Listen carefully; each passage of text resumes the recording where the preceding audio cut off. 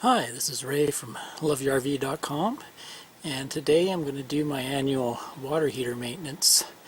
I'm going to pull out the anode and I'm going to pull out the heater element, have a look at those two things, and also give it a good flushing, get any debris or calcified deposits out. So I'll give you an idea of the tools I'm going to need. The water heater's model is a Suburban SW6DE, so that's SW6DE, and it's a Suburban model, and they use a sacrificial anode in them to protect the tank from corrosion. So here's the tools I'm going to need. I got one of these flushing wands. That'll help me go through the anode hole, give it a good flush. I need this special socket here. It's a really thin-walled socket so that I can get the element out. I need a 1 1/16" socket to pull the anode. Now the anode is usually in there pretty tight, and sometimes it can be corroded in, so I usually use my torque wrench with a little extension to get that out. Because I'm pulling the element as well, I'm going to need a 7/16" little wrench to undo the burner assembly of the propane. This Phillips head I'll need for the element screws. I'll also use it with this wrench here for some leverage. I'll need a flathead screwdriver to remove plastic cap on the element, and I like to have my meter in case I need to make some measurements. I usually like to check the element's ohms reading, and I can also check for any voltage. Okay, oh, one more thing, Teflon plumber's tape for wrapping around the threads when I put the anode back in. So here's the guts of the water heater, and this is the anode, also what you take out to drain the water heater, and beside it, behind this black plastic cover, is where the element is. So first things first, I'm going to drain the tank by pulling out the anode rod here. So you want to go through a checklist. You want to make sure your power's off. Best to just unplug yourself from the power pedestal. I also like to turn off my hot water heater breaker inside. And then down here is the electric element switch. So I usually turn all three of those things off just to be super safe. And then also turn off the gas, because to get at this element I'm going to have to take off this the burner tube here. So I'm going to want to make sure my propane is off. So propane off and electricity off before you start doing anything with this. You also want to make sure the water in the tank is not hot. You could do it hot. You'd have to wear some type of gloves or not, something like that, but I usually just make sure I've turned the water heater off long before I want to do this, or I'll just turn it off and have a shower and use up all the hot water. I don't have to worry about burning myself. And before you pull that anode rod down there, you're going to want to release the pressure. That's what pressure relief valve is up here. And you can see there's pressure's relieved. Okay, so I'm going to go get my socket to take out the anode rod. I like to place a few buckets down below to catch all the water. Usually on my hot water heater there's going to be a fair amount of sediment coming out, so I can catch all that and throw it away. This is what I use to take out the anode rod. Use my torque wrench with an extension and a big socket.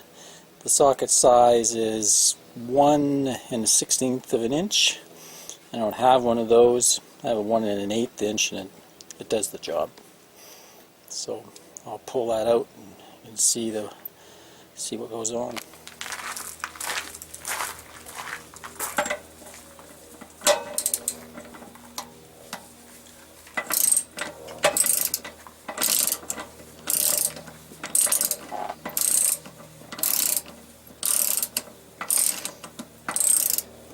Comes out pretty easy for me. I check it maybe 3 times a year, so by checking it fairly often, I don't get the threads rusting. So here we go. The water should start pouring out.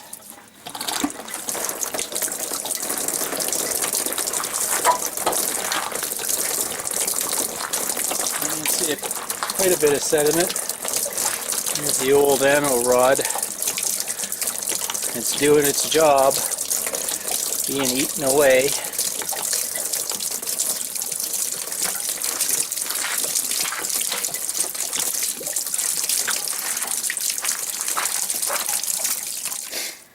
Okay, I've let that drain out. Now I'm going to use my handy dandy little flushing wand here and go poke it in the hole and flush it around.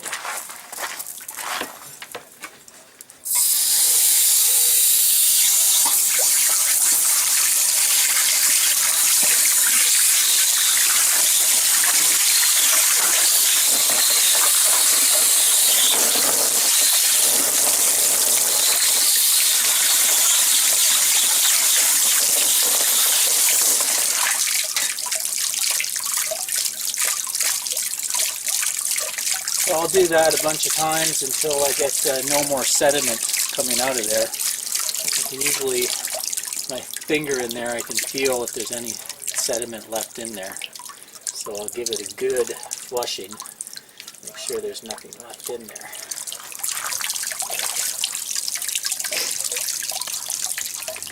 There's some of the sediment that came out of the hot water tank.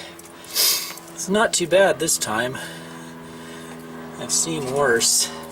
Well, it depends where you're getting your water from. Some places have extremely hard water and you build up a lot of calcified deposits in there. If it gets really bad, you can pump some vinegar into your hot water tank, let it sit, for a good while, and then drain it and flush it again, and it'll dissolve some of that stuff and help clean it out. But my tank's in pretty good shape, so we'll move on now to the electric element, pull it out and have a look at it. If it's in bad shape, I'm just going to replace it. Okay, I have the burner out. Just need around 7/16 wrench. Take the nut off over there and undo the gas line over here, and that'll just lift off. There's the burner out of the way, and now we can get to the element. Like I said before, make sure all your electricity is off. You don't want to get shocked here. So the element is behind this black plastic cover, and you've got 3 screws to undo there. So I'll pop those screws off and let you see what it looks like behind there. Okay, the cover's off, and you can see the connections to the AC heater element. And at this point, I'll just show you how to test it quickly in case folks are wanting to check if theirs is okay. You just want to put your meter in ohms mode and put your leads across it. So that's showing me around 10.6 ohms, and that would be a good element. If you had OL or open, your element would be bad. If the element's good, you could check for voltage to it also. You would just put it into AC mode and check for 110 across there. But I don't have electricity on because I'm a very smart dude and not going to electrify myself while I'm cleaning out the tank. But that's what you could do if you wanted to check it. Now the next thing to do is unscrew the wires, and this thing comes out with a giant nut here, and you can see how the nut is kind of embedded inside this metal lip, and a regular socket won't work. Some people will use a regular socket, maybe grind it down to thin the walls, but you can, for $6-7 buy a special socket that's made to clamp onto that. So that's how I'm going to remove the element. Okay, I'm going to use one of these babies, and that's the correct size to pull out that element. I'll stick a screwdriver through it. There we go. Rip free. There we go.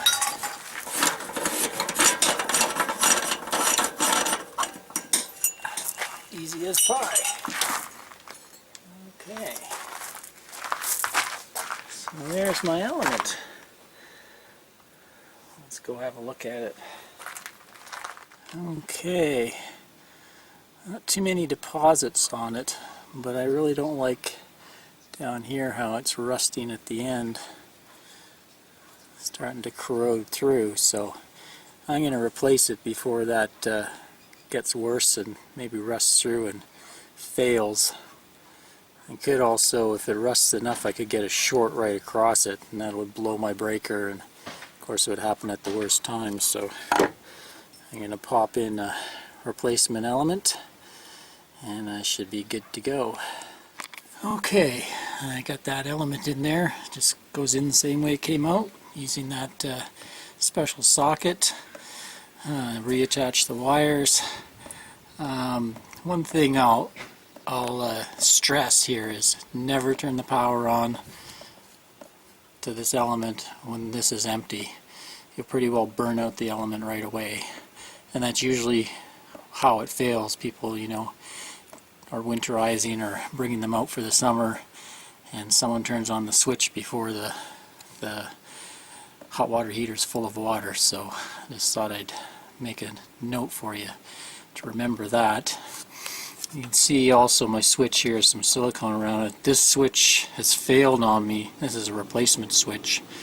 That's how I knew it was failed. I had no 110 here, so I went back and found a faulty switch there. Okay, so we'll put the black plastic cover back on, and next is put the anode back in. And for the anode, you want to put a bit of white Teflon plumber's tape around it so that you get a good seal.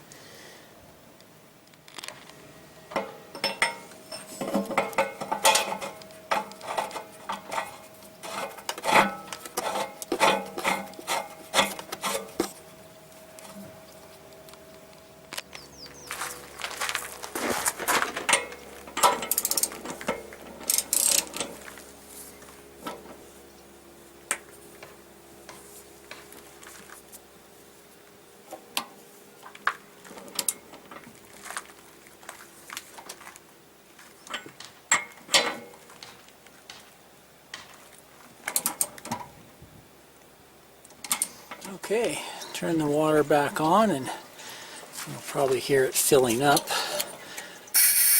Take some of the air out, pressure relief valve.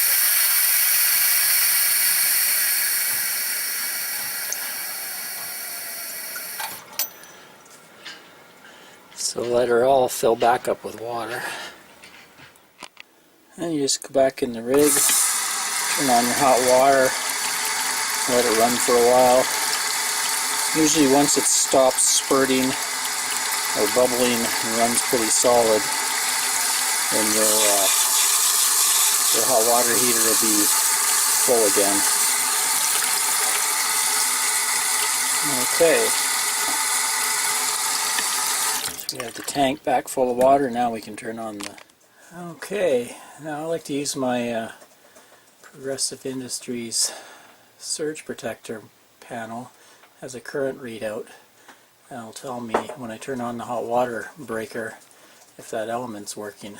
So I'm looking at about 2 amps right now. I'll switch the breaker on.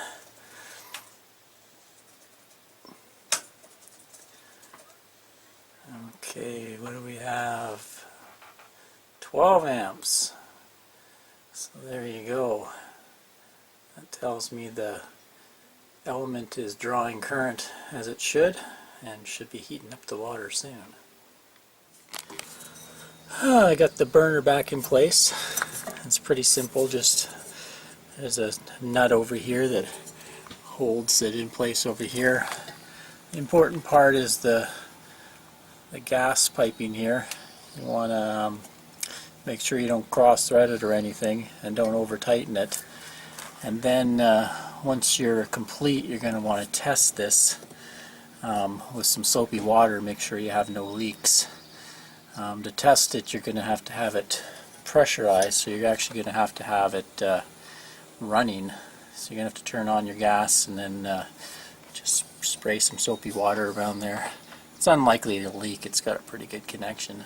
I think it uses a brass compression fit in there. So, but yeah, it's important to test that for any gas leaks.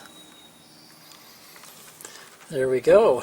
So we'll just let that heat up and pressurize, make us some hot water, and then I'll check around here for any leaks in the next few days, make sure that everything's tight, good to go.